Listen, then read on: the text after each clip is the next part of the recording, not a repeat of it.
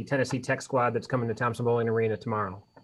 Yeah, Tennessee Tech, they're a team right now that we're still trying to figure out somewhat because their roster hasn't been complete, most of the season. They played, 4 or 5 games with some, key guys that were missing. So their record is a bit deceiving. I mean, they're a lot better than what the record indicates. Their top 2 players just came back a game or 2 ago, and they're night and day different as a team. They're more explosive. They score better. They're more athletic. So we're expecting those guys to be a lot like, App State in the sense of they're coming in with some confidence. They're going to be aggressive, and we got to guard really good drivers and guys who can score the basketball. Go to Grant Ramey, then Rob Lewis. Des, from these first 3 games, have you been surprised by anything, or what have you seen versus what maybe you expected entering those games? Yeah, first couple games, certainly this is all unique, with COVID and missing practices and, trying to figure out how to keep your guys, fresh and skilled and making plays. It's been different. Everything has been different. The first game is against Colorado with having no fans. You come out, and you really get a taste of it. It's one thing watching it on TV, but when you come out, it has more of a scrimmage feel to it, which our guys aren't used to.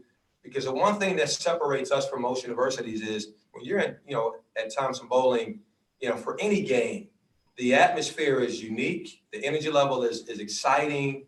And sometimes when you need that extra burst of energy, our fans always give it to us. So I think trying to adjust to that is as, important as any opponent, is just adjusting to the fact that our fan base isn't going to be there. And we just got to find ways to continue to bring our own energy. Coach, just what have you liked the best about your team through 3 games, and what's something that you feel like you guys need to improve on after 3 games? Yeah, you know what? I think we're all learning, something different every day about our guys. Certainly our defensive ability, our ability to guard the ball, our ability to make plays, off the ball. This could be the best defensive team that we've certainly had here at Tennessee, and one of the best maybe in the country, in a long time, if these young guys continue to get better and we can continue to, to improve and do the same thing in the SEC conference when our conference games come. We're just big. We're athletic. We can switch 1 through 5. I think John Fulkerson has gone from a guy that we were worried about a couple of years ago, maybe switching on to a quicker guard, to a guy that can handle his own against, 1 through 5 on the court. So our ball screen defense can shift and do different things. So that's been the biggest surprise is just how quickly we've emerged defensively. And I think the offense is going to come, I think, as we get comfortable, as guys are back to their normal routines of, getting in the gym and getting shots up, you'll start to see our offensive scores really find their niche, find their shots that they should take in our offense, making more plays. Mike Wilson and Ben McKee. Yeah, Des, how does an offense change when you've got so many guys who can go create a shot and get themselves a shot? I mean, do you guys put in different sets or opportunities for guys when you add in, Jaden, Keon, and VJ to the roster? It changes because your team changes. Even though the majority of our team from last year came back, the reality is every time you start a new season, if you add one more piece, if you don't add one more piece, it's a different team. You're running some different stuff, different sets. The vibe is different. Your league's different. So I think with adding those freshmen, with adding our transfers, our team is different, and we're still trying to figure out, kind of who we are. And what's going to happen is this, and it's happened, for years with Coach Barnes. Coach Barnes is one of the best in the country at helping people figure out their roles, and it truly is. You're going to create your role by how you play in practice. So what's going to happen is our better scorers are going to figure out that they've earned the right to take more shots. And the guys who might not be scoring will realize that they're defenders and rebounders, and they'll get their shots in the offense. And by maybe game 7 or 8 or 9, you're really starting to get a feel for who our top 3 or 4 offensive players are going to be. Coach, after that first game or 2, Coach Barnes talked about rebounding and going up against a zone. defense. Working on the zone offense was going to be an area of emphasis. How have you seen the team improve in those two areas over the last week or so as y'all have gotten back to practicing after the shutdown? Well, one, we really worked on it. Part of it is getting in the gym and working on your transition game and trying to get some easy baskets. As a staff, we talk about the fact that this team could be the best defensive team in the country, and we should be, based on how athletic we are, how deep we are, we should be the most exciting transition team that there is, and get a stop and throw lobs, get a stop and pitch down the court to our wings and feed the post. So I think we're starting to figure that out. I think as our rotations start to kind of get shored up a little bit more, you'll start to see a lot more offense clicking. And again, it's all about role definition. If I don't know if I'm a guy that should be shooting that quick ball ahead three, then there's some gray area. And I think the first couple of games against a high quality opponent like Colorado and Cincinnati, the gray area, when they went zone against us and now the offense, you can't really run your system, that was a little bit of a challenge. And now we're working on zone much, much more in practice, and you're starting to see how explosive our offense can become. Rob Lewis. Coach, just how you talked about the team defense earlier, but how impressive have Jaden and Keon been as defenders as freshmen? Because that's usually not, a lot of times kids at that level, kind of judge their success on, how they're doing on offense, but it doesn't seem like those two kids are wired that way. You know what? They're different. They're different. They're wired. They've always been guys, even in the recruiting process, watching those kids play, we just felt like they were unique in that it wasn't just about offense with them. Like, neither guy wants to be scored on. And that's rare. Most high school players are caught up in getting their numbers and scoring their points. And if they can defend you, make you miss a shot, that's okay. They don't want you to score, and they want to dominate you on the offensive end. So that's what made us want to recruit them. I'm just surprised at how early they picked up our system and become, two of the best guys on our team at guarding the basketball. But, they came in with that ability from day one. Grant. Des, why can this team be a better rebounding team? What gives them, if you guys think they can be a better rebounding team, why is that? Well, one, we're coaching it as hard as we've coached it in a long time. Our personnel was such, like, our front line isn't the typical front line where we have a 7-footer or 6'10" guy in the paint. John's a bit of an undersized, post player. Eve is kind of a combo forward, kind of a 3-4 playing the post. So we're kind of undersized inside the paint. So now you got to do different things. You got to be tougher and more physical to do your job. So we're coaching rebounding every single day in practice. So if you don't do it, then we can't play as much. And then you add, Springer and you add, Keon Johnson, you add VJ Bailey, who's just a heck of an athlete. Like, VJ might not have the size of Josiah and those guys, but he gets off the ground like a rocket. So you're just adding athletes to the table, and you're talking about the fact that we weren't a good team last year rebounding basketball, and you put emphasis on it, and guys are going to get better. Rob. Coach, what can you say about this team's chemistry? I mean, it seems, you go back to the 2018 team, and that the chemistry was outstanding, but it seems like early in the year, you've already got a lot of that. I mean, you look at the bench, guys rooting for each other. There's not, any bad body language when somebody gets subbed out. Have you been impressed with how, that's kind of come along so quickly? I've been shocked by it. I told Josiah James last game, not last game, against Cincinnati, late in the game, coach subbed Josiah out, I think, and VJ out, and put in Keon and Jaden. And I know when I was playing in college, there's no way as a starter, and I started for 3 years, there's no way that I could have, gotten, sub out of a big game late in the game and sat there and rooted for my teammate. I just wasn't mature enough. And these guys are incredible. Like, they are locked in as a unit. Like, Josiah was coaching. He literally walked up to my chair, and he's coaching me on how to coach those two guys on helping Santi play against the press late in the game and pressure. So clearly, they're good kids. They're mature.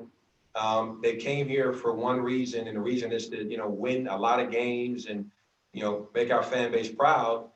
And they bought into that. Like, we have 5-star guys who don't ever act like five-star guys. Like they act like they're just regular guys that are happy to have a scholarship at Tennessee. Never talk about the NBA. It's all about winning and getting better. And I just hope that we continue to be as lucky in recruiting, because sometimes it's luck. I mean, you talk to a kid every day, and the kid comes here and he's someone different than what you thought you were dealing with. And luckily, these guys have come here and they're better than advertised as people. And that's what's really helped us. It's just our team character. Mike Wilson and Grant Ramey. Guys, with 3 games in a 6-day stretch here, how much do you gain in terms of learning about a team's ability to go through a conference schedule in advance? I mean, is this an opportunity for a kind of team that's meshing together to really learn a lot about how it bounces from game to game? Well, so I think it's a great experience, because what it does, it gets you prepared for postseason play. All these opponents are different. Colorado is different than Cincinnati. Tennessee Tech's different than App State. And when you make the dance and you go game to game, you're playing against a mid-major that might be a driving team and they're small and matchups are different, or you're playing against a Power 5 that's got size. So it makes you have to think on the spot quickly, adapt, adjust, have quick turnarounds in your scouting reports. I told our guys last night, during the Tennessee Tech scout, just sitting in the back of the room watching our team. I said, it reminded me of watching that Grant Williams and Admiral Schofield, that team, when they won the SEC championship, in that, every guy was locked in. Like I'm watching to see, is there someone kind of zoning off or dozing off and, tired or talking on the side? Every guy was locked into every word that Coach Barnes was talking about in reference to our offense. And then when I got a chance to speak about Tennessee Tech, every guy was locked in. And that's rare when you're talking with a team, coming off of, was a 38-point win or whatever it was against App State, to stay focused in such a short turnaround. Speaking of the postseason, I know it's obviously months off, but if you're building a team, would you want to build a team like this for the postseason that can do what it can do defensively and has the number of guys in the backcourt, options in the backcourt that it has? I do think to win a national championship, we get to a Final Four, we got to be elite defensively, and our defense has to create offense for our program. Defend, rebound, run, execute. It's really, really big for us. So I hope that we don't max out too early and look too good defensively too early, and then run into a couple of juggernaut offensive teams that score a lot and our guys lose confidence. What you want to have is a steady climb, a steady increase in how your teams are doing. So our offense sputtered the first couple of games, and we're getting better. Our defense, I still think there's a different level our defense can get to. Even if teams score more points and our numbers don't indicate that we're dominating teams as much on defense, I think our defense can get better in the sense of we can guard the ball better 1 through 5. We can dominate the glass better. Our off-ball defense, our guarding the drive and not fouling. There's still areas that we have to improve in. And in the SEC, there's so many teams that just hurt you with different things. We've got to be able to adjust and play against teams like Kentucky who have size, teams like Auburn and may have smaller guards who are quick and athletic, and make those adjustments within 24 to 48 hours. Gustavo and then Ben McKee. Coach, you've been in the program since 2015. How much the impact of Coach Barnes has been in the Tennessee basketball program since he arrived, since you've been here before he arrived and now working with him? How much of an impact? Listen. Yeah. There's no head coach in the country that makes a bigger impact than Coach Barnes. He's pretty clear on what he wants. There's no one that's more consistent in what he wants and how he wants it than Coach, and demanding. So it's really easy to understand your role as an assistant coach, and as a player, it's pretty black and white. And you know what? It works. It works. So, when we talk about our buy-in and our chemistry, I think it all starts from the top. And when your head coach is as consistent as any head coach in the country, it makes it easier for our guys and our staff to be the same way.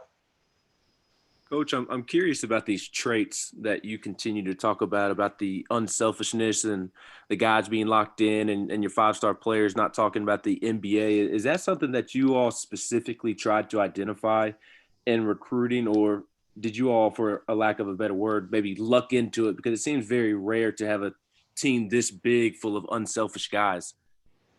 Well, I mean, I'm asking these questions to be as honest as possible. No, like in recruiting, it is hard to get involved with great players. It just is. There's so many great programs and great coaches out there that what I try to do is really do a good job in our area. You know, so from 4.5 hours from campus, you know, driving from our campus, is be involved in North Carolina, South Carolina, and Georgia, and Tennessee, and surrounding it. So, you know, I can't say that we can just pick and choose guys at that level. We do pick and choose character. So I will say, you know, if I look at a kid and he's a 5-star, 4-star good player, and I just feel like he's not going to, you know, fit our community, our campus, and our staff, then I'm not going to recruit him, no matter how good he is. You know, no matter how close. If he's in our backyard and doesn't fit, not going to recruit him, because I found this out. The reason why those guys who graduated and left here, the Grant Williams and Schofields and Kyles and Bones and Bowdens and Tays, all those guys were really good, is because they fit. And even though on paper, it's hard to write down a description of what's going to fit every time, those guys, they fit because they bought in. And every guy bought in differently. Some guys came in, bought in. Some guys, it took some time to buy in. So we've gotten lucky in a sense, but now we're looking for a certain type of kid, knowing that we just can't, it's hard to handpick it, you know. So a little bit of it is luck. A lot of it is just research.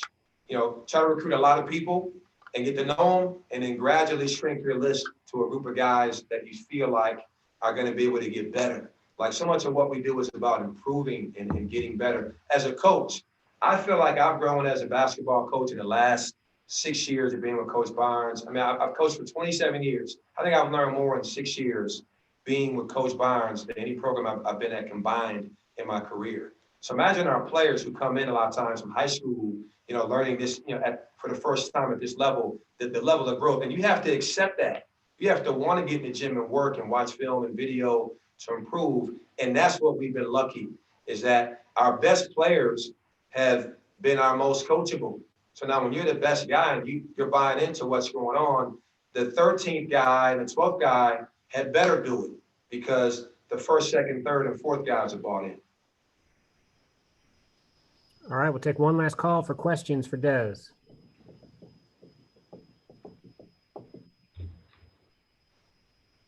All right, Des, I really appreciate it. 18 high quality minutes.